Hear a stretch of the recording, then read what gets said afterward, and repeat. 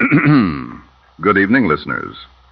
This is Night Radio Arkham, transmitting on 1058 kilocycles upon the Arkham Band. The following is an official bulletin concerning the recent shooting at the Arkham Sanitarium.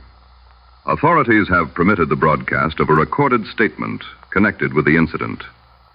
The station presents this material as part of the public record. Listeners are advised that the account reflects the testimony of the speaker and does not constitute an official conclusion of the investigation. And now, the statement. It is true that I put 6 bullets through the head of my best friend. Yet I maintain that I am not his murderer. That claim will sound like madness to many who hear it. I understand that. The newspapers will write their convenient explanations, and the police will record their tidy conclusions. But what occurred in Arkham is not tidy.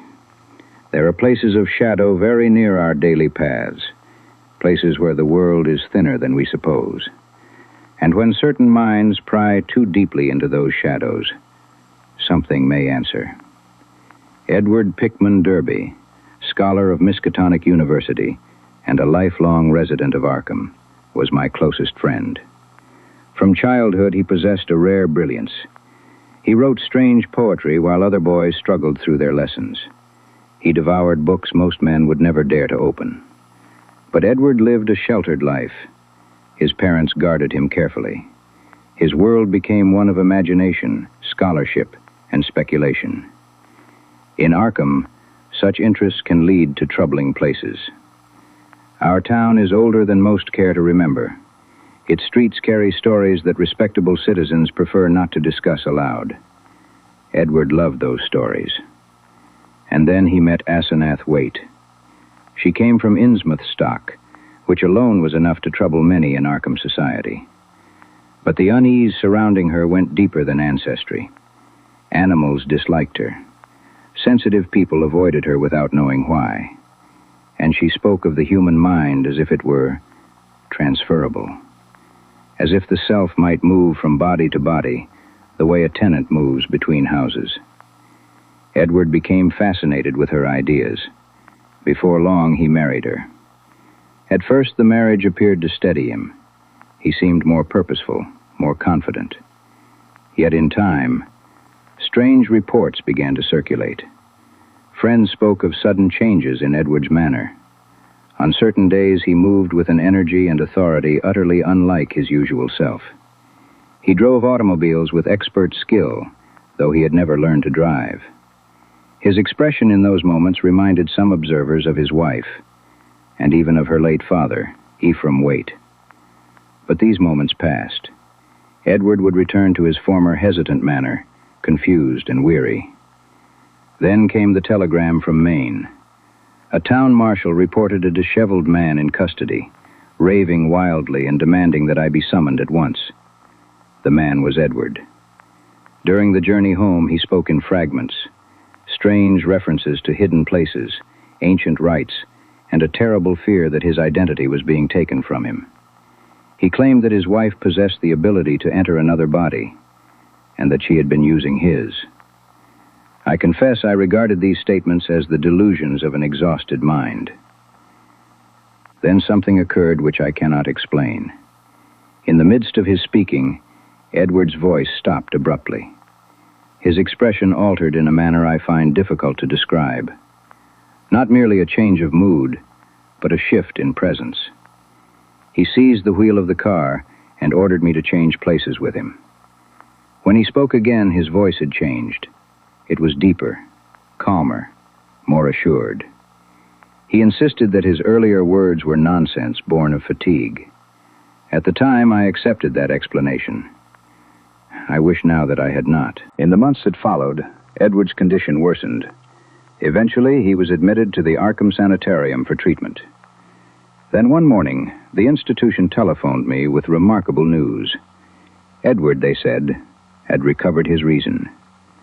When I visited him, he greeted me politely. But the man standing before me was not the Edward I had known for so many years. The expression in his eyes was wrong. His voice carried a cold confidence I had never heard before.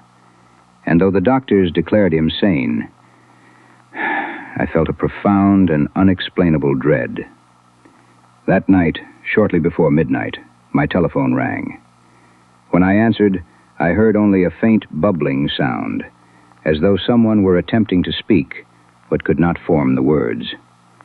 Later it was discovered that the call originated from the Crowninshield house, where Edward and his wife had lived. 2 hours later, my doorbell sounded. 3 strokes. A pause. 2 more. Edward's old signal. I hurried downstairs, believing my friend had come to me for help. But when I opened the door, I encountered a small, misshapen figure wearing Edward's overcoat. The odor surrounding that visitor was indescribable. The figure could not speak. Instead, it handed me a sheet of paper. The handwriting upon that page was Edward's. The message declared that the man in the sanitarium was no longer Edward Derby.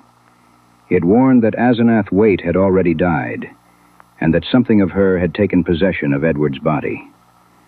The letter begged me to go to the sanitarium immediately and destroy that body before the thing inside it could escape. I wish I could tell you that I dismissed the message, but the events I had already witnessed left me unable to do so.